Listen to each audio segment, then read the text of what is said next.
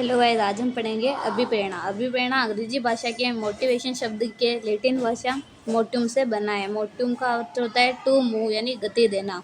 अभिप्रेरणा वह क्रिया है जो व्यक्ति को किसी कार्य को करने के लिए प्रेरित करती है, आंतरिक रूप से सकारात्मक ऊर्जा का संचालन करती है। स्किनर अधिगम का स्वर्ण पक्ष हृदय सर्वोच्च राजमार्ग है। अभिप्रेरणा अध्यापकों की तैयारी की आधारशिला है। मैकडूगल अभिप्रेरणा ने कहा कि अभिप्रेरणा शारीरिक व मनोदैहिक दशा है जो हमें कार्य करने के लिए प्रेरित करती है।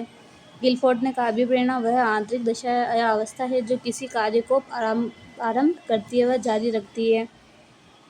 गुड एनएफ ने कहा कि अभिप्रेरणा किसी कार्य को आरंभ करने, जारी रखने व नियमित बनाने की क्रिया है। अभिप्रेरणा की विशेषता। अभिप्रेरणा मनोरथ, शारीरिक व आंतरिक होती है। अभिप्रेरणा अर्जित व जन्मजात भी हो सकती है। अभिप्रेरणा भावात्मक होती है। अभिप्रेरणा उद्देश्यपूर्ण कौशलात्मक व्यवहार है। अभिप्रेरणा चयनात्मक प्रेरणा है। अभिप्रेरणा बालकों को सीखने हेतु प्रेरित करती है। अभिप्रेरणा के तत्व NDI, यानी नीड यानी आवश्यकता, D ड्राइव यानी चालक, I यानी इंसेंटिव यानी प्रोत्साहन। आवश्यकता किसी चीज की कमी या भोजन।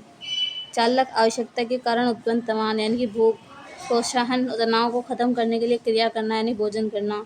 अभिप्रेरणा का चक्र है। सबसे पहले अभिप्रेरणा का चक्र है आवश्यकता, अनुमोदन, उद्वेलन, लक्ष्य निर्दिष्ट व्यवहार, उपलब्धि, उद्वेलन की कमी। अभिप्रेरणा के प्रकार। आंतरिक अभिप्रेरणा जो स्वयं प्रेरित होकर सीखता है। बाह्य प्रेरणा पद पुरस्कार, मान सम्मान।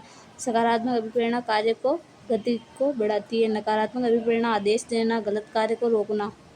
अन्य प्रकार। उच्च उपलब्धि प्राप्त करने की प्रेरणा, अनुमोदन, कार्य के अनुमोदन की प्रेरणा, सत्ता पद प्राप्त करने की प्रेरणा, संबंध, मधुर संबंध बनाने की प्रेरणा, आकर्षणशील, दूसरों की हानि पहुंचाना।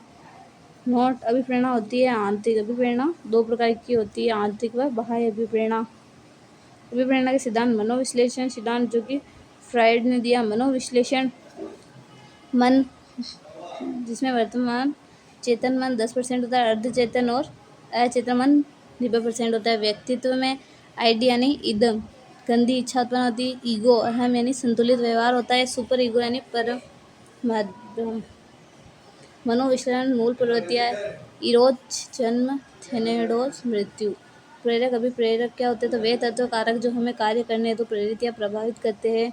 प्रेरकों के प्रकार। आंतरिक प्रेरक, सकारात्मक प्रेरक, यह दैहिक होता है, व्यक्ति को कार्य करने के लिए निश्चित रूप से प्रभावित करता है, जैसे भूख, प्यास, नींद और काम। बाह्य प्रेरक या नकारात्मक, मानव द्वारा रचित होता है, सामाजिक वातावरण से ग्रहण या यह व्यक्ति पर निश्चित रूप से प्रभाव नहीं डालते, जैसे पद, सम्मान, पुरस्कार।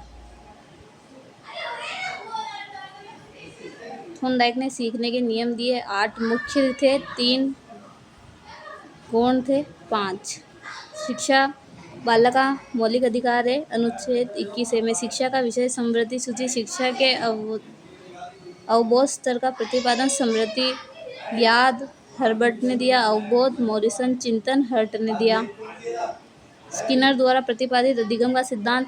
क्रिया प्रस्तुत अधिगम। थॉर्नडाइक प्रयत्न एवं भूल सिद्धांत। प्रारंभिक शिक्षा से तात्पर्य 1 से 8 कक्षा। प्राथमिक शिक्षा से तात्पर्य 1 से 5 शिक्षा। उच्च माध्यमिक 6 से 8 शिक्षण के संज्ञानात्मक